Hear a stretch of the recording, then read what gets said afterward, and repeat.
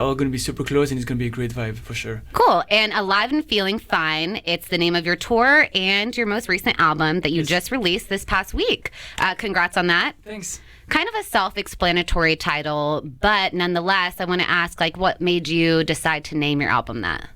Because I'm kind of living my dream, producing music, going all around the world, playing my music everywhere I go now. The last 2 years, people have been showing up to the show, singing along to the tracks. They know the music they have, and they were like, they're giving me this energy. And so when I did this album and I was looking for the album title, the first track is Sun is Shining, and then in the first track the lyrics is like I'm alive and I'm feeling fine. I was, okay, this is going to be the name of the album because it fits completely what I've been living the last few years, and also the vibe globally of the album. It's how I want you to feel when you listen to it.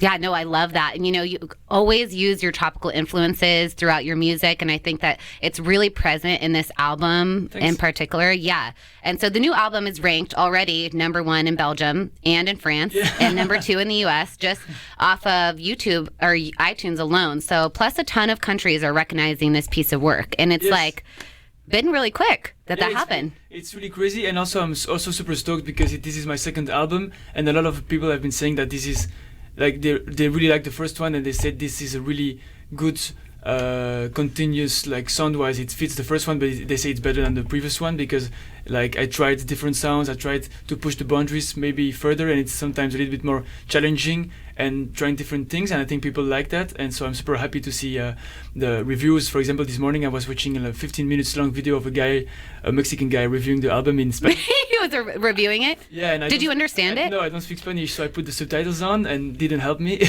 But it was funny, like I understand a few words, and then he was doing at the end, he was like he was saying it was great, so I'm happy. Nice. That's super cool. I mean, and having, you know, French be your first language, I'm sure it's kind of like a reality check or kind of like one of those shelter shocks when you come in to different festivals or different places, and like having your music just be known by different countries that you don't even speak their language, but for some reason they listen to your song. Yeah, that's true. It stays really crazy to go all the way across the world and to see people singing along the music. Yeah, and I mean, you've been incorporating like some of this music in your sets for like the last couple years. Yes. And so, like, how long did it take you to create the entire project? The album, it took I think 2 years, but I wasn't really working on an album. It was more like I was making music for my sets and making singles, and then at some point, all those tracks that I've been playing in my sets for the last 2 years, people were like, okay, when are you going to release those tracks? Because it's been a long time you've been playing them. And I was like, it's true.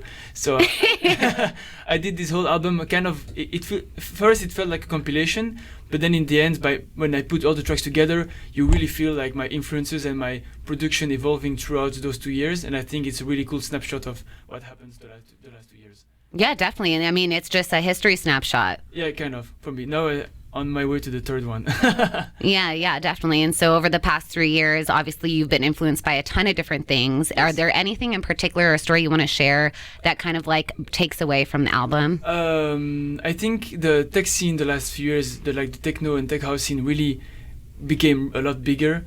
And I think that's played into my kind of arrangement and build-ups, and you can hear it, you can listen to my music, like some parts really take more time, but then the tension gets more intense, and I think that's something that has grown me, and you can feel it in the album. But then for example, if I want to choose one track from the album that has this kind of tension, is Siénteme, which is really more techy but still very melodic. You have vocals, and it's Spanish vocals actually, so it's something different that I'm not really used to, and yeah, it's just trying to blend some sounds together and trying to create something new. Yeah, and the album art, I mean, wow, the album art is really interesting to me, and I'm wondering, like, so it's you, right, and you're surrounded by a ton of hands. Yes. And I was looking online at the way it was, you know, made and everything too, and people are literally like sitting down and their hands are like midway in the air. So, I mean, obviously there is something that kind of matches the aesthetic. It's really spiritual looking from just looking at it. Yeah.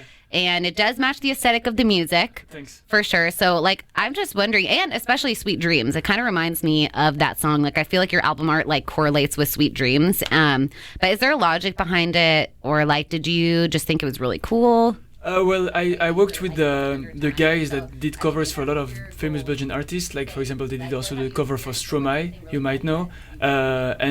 So I sat down with the guys, we listened to the music, and I'm like, there is this good feeling that I want to share with the people. And they usually work with live performance artists and not really with DJs. So they checked a little bit footage that I have, and they saw these DJ gigs when you have tons of people in front of you, and when you have DJing, and they see all these people putting their hands up, and they were like, maybe we can put all this together, and like you're in the middle closing your eyes and you put the hands up, because this is the life I'm living like right now, like going clubs and festivals, and you have all those people with the hands up, and you put them together, and then you have this good feeling but with energy at the same time. Yeah, and I feel like, your music itself has a lot of energy, and it just carries that. Like your remix of Mosky's Slow Burn, you described it as eating ice cream while dancing on the dance floor.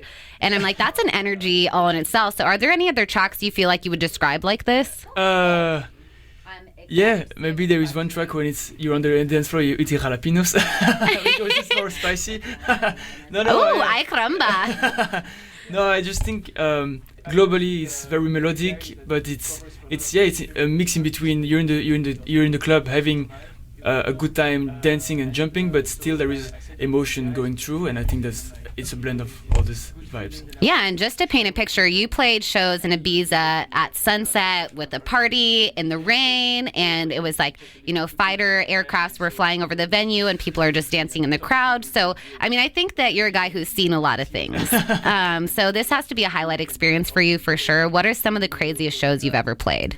I think some of my craziest shows is when I look back to it, like, oh, that was actually one of the craziest shows I had. Maybe I'm gonna go right now for EDC Las Vegas when I closed the main stage at the end of the whole weekend at the Sunset set. Like, it's super crazy they put me last one on the main stage because my music is usually more kind of chilled, but in the end it fit amazingly the whole vibe, and I got tons of messages of people saying like that they had such a great time, because also I played a track with a lot of lyrics, and I didn't expect people that might not know me listening to the lyrics, and they were like, I don't know, like at the end of the festival they kind of high boost, and suddenly they listen to all the lyrics and they were like, oh, it's such a great time, and I think I gained a lot of new fans thanks to this moment. Yeah, and we have to talk about Tomorrowland. So I know you're pretty heavily affiliated with Tomorrowland, and the story continues multiple times a year, and you host your own stage, yeah? Yes. Okay, so tell us like a little bit about, what the future holds for Tomorrowland and your stage, and what your future plans are with that. Well, first of all, I want to say Tomorrowland, yeah, of course, it's a Belgian festival, and I'm from Belgium, and they really support the Belgian upcoming artists. And so at the very beginning, they put me on the lineup real quickly, and then they offered me to have my own stage. And so it's really cool to have those guys, supporting local artists, and then thanks to them, you can export really well because it's an amazing festival, of course. Yeah, it is amazing. And then they gave me my stage, and when I do my stage, I say to the guys from Tomorrowland who are my favorite artists that I would love to have on my stage, and then I have all the producers I know that fits my sound that I put together, and then in the end, it's an amazing vibe on stage. And for the last 4 or 5 years, the stage has been really successful. A lot of people has been showing up, and so Tomorrowland, they're very, very happy with the Las Vegas Season Friends stage. Yeah, nice, for sure. And so you're on tour with Throttle now. He's kind of your opener. So both of you have a pretty chill style as well. What is your relationship with each other? Well, I met him like 3-4 years ago because he was making a lot of music on SoundCloud when I was making a lot of music on SoundCloud, and then we all get in contact with each other because we make the same kind of music, and maybe we do a collaboration, or you repost my track and I repost yours, like the thing that we did like 4 or 5 years ago. And so that I met him online, and then I met him for the first time in Toronto a few years ago, and it immediately clicked. He's such a nice guy, and he's an amazing producer. And when I was looking for someone to come with me on tour to do the first part, we were looking throughout the dates who can come, and he already had some gigs in ADE in Amsterdam normally planned. It's happening right now. Yeah. And when I offered him to come with me, he canceled everything and came with me on tour. Oh, nice. He's like, oh, whatever, I'll come. Yeah. I guess I'll come. So now you guys are buddies. Yeah. So now he's with me on tour, and it's an amazing vibe. Cool. Are there any surprises we're expected to see from you while you're on tour?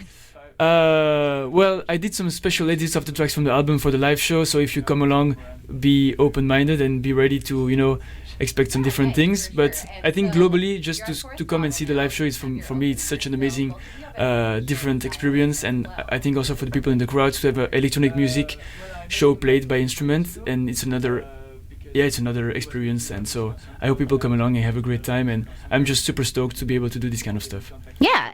Lastly, so if you could say anything to your San Diego fans that'll be out in the crowd tonight, what would you say to them? Well, I would say thanks for coming out. I'm super happy to be able to do this, like I just said, and I hope to see you guys next time and listen to the album.